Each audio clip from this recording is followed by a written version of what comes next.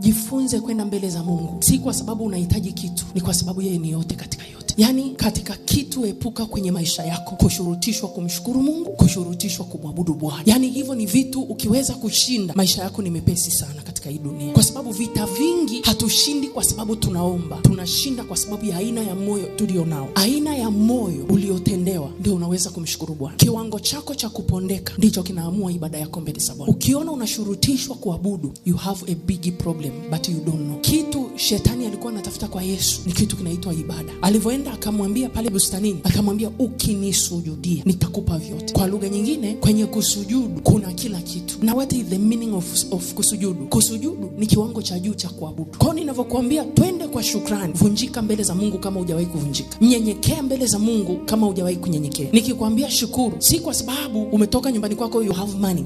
Si kwa sababu labda una afya njema. Kuna mtu anaweza akawa ni mgonjwa akashukuru kuliko mwenye afya. Kuna mtu akawa ana dhiki anashukuru kuliko aliye nacho. Kwa nini? Katikati ya dhiki yake Mungu wake hajabadilika. Katikati ya pito lake Mungu wake hajabadilika. Mungu uliye naye asibadilishwe na pito ulilonalo. Pito linapita lakini Mungu anabaki milele. Hayumbi wala hayumbishwi. Anasema yeye ni asiyebadilika. Tuna tabia ya kubadilika lakini Mungu habadiliki. Bwana